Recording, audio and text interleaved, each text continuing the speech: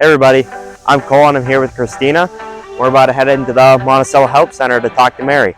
Come join us. We're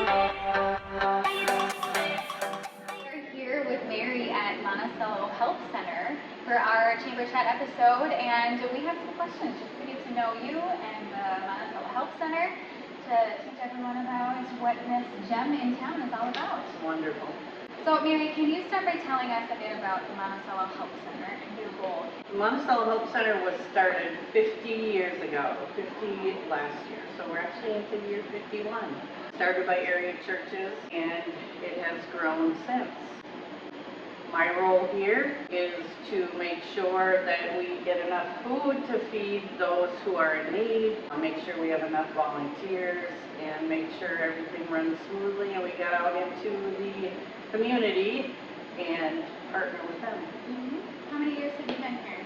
I have been the director for 4 years. Before that, I was a volunteer. So you offer such a wide variety of support, from food and clothing to seasonal programs. Can you walk us through some of those key services that you provide? Yes, we have monthly food shopping where people can come in and shop like they're at a grocery store and shop for groceries.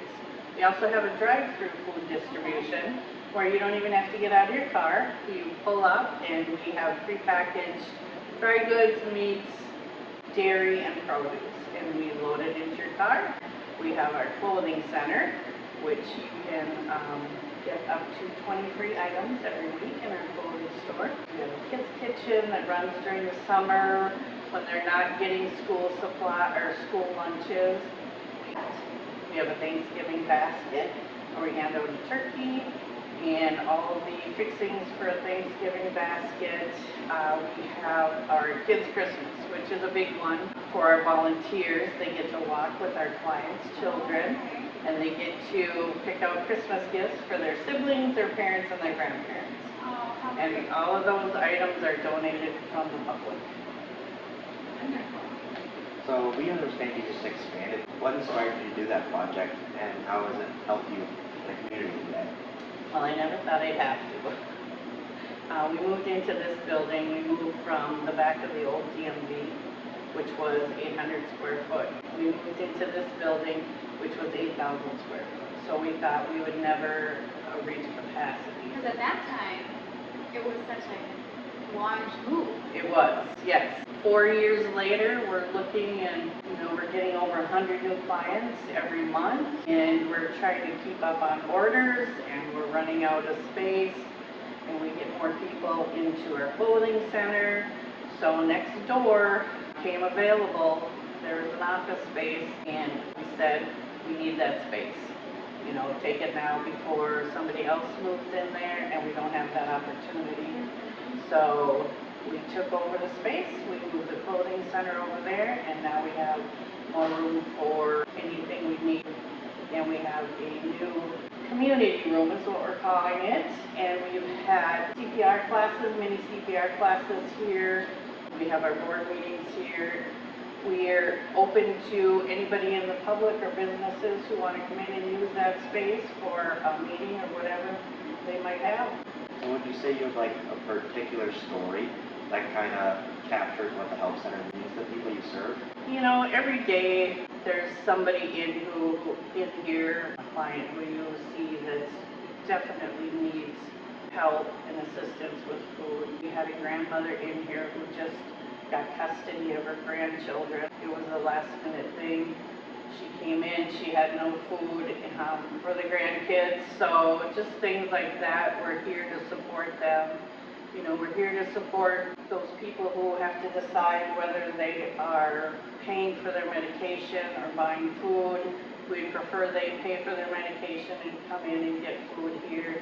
We prefer that, if they're deciding between mortgage or rent and food, that they pay their mortgage or rent so they're able to stay in housing and then come and get food. So we see daily some of the struggles of people.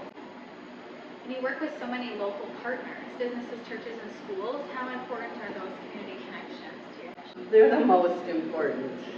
We would not be here without them. This community has done so much for us, and every time we ask for something, even when we don't ask, people call me up and say, what are your needs this week? So we give them a list and they go out and they get these things and they bring them in. So we would be nowhere near where we are without the community support. Is there something in particular that maybe we wouldn't think of that would be a big need of yours? The homeless population, people don't realize how big that is. You know, one thing I take for granted is a can opener. You know, the homeless population, when they come in here, one of the first things they ask for is, do you have can openers? Because they have nowhere to open the can of soup or whatever they have. So can openers, feminine hygiene products are expensive. We don't get those all the time. Diapers, we don't see those all the time. As far as the clothing side goes, men wear out all their clothes. They wear out their jeans. So we're always in need of men's jeans, men's shoes. As far as food goes, it's the staples. It's the flour, the sugar, things like that. Personal hygiene stuff, so. For someone who might need help but feels unsure or hesitant to reach out, what would you want them to know? Like I stated before, you know, if you're gonna decide which bill you're paying or you're gonna get food, I would rather they come in here and get their food and be able to pay their bills. We're not here to judge. Everybody needs help at one point in their life or another. I feel that we have a wonderful group of volunteers here who dedicate their time to giving back to the community and those in need. So please, if you are in need, come in here and we'll help you. So if someone was wanting to get involved with you guys, say like volunteering, donating, or just supporting you in ways, what would be the best way to do that? We are open 5 days a week, twice on Wednesday. So there's always room to have volunteers come in and walk with the clients or stock the shelves and that. There's also, we're going pretty much daily to different businesses, Cub Foods, Walmart, Aldi, Target, the Quick Trips, things like that, picking up food rescue. So we need drivers for that. We also, monetary donations are great because I can get a sack of potato, a 40-pound bag of potatoes for 40 cents from Second Harvest.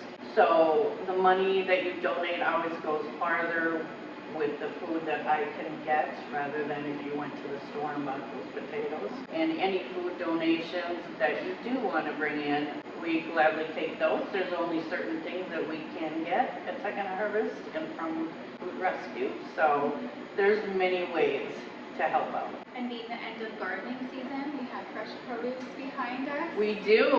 We get a lot of local gardeners that come in here and donate from their garden, which we love.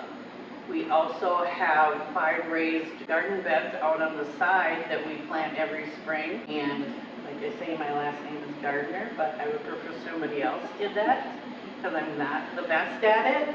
So if somebody wants to take on that role, I would love to have you come in the spring and manage the raised beds out there. I wish I could say I could help, but I struggle with my own garden.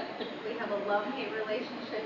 That's me too. Well, this is a big week for you guys here at the Monticello Help Center. You have an open house on Thursday and a ribbon cutting. We do. Thursday, September 25th, 3:30, we're going to have a ribbon cutting, and then 4 to 6, we're going to have tours through the building, so everyone can come and take a self-guided tour, and we'll have board members there answering all kinds of questions, volunteers answering questions. So come out Thursday and, you know, just know that everybody who comes through, everybody in the community helped build this, so we couldn't do it without you.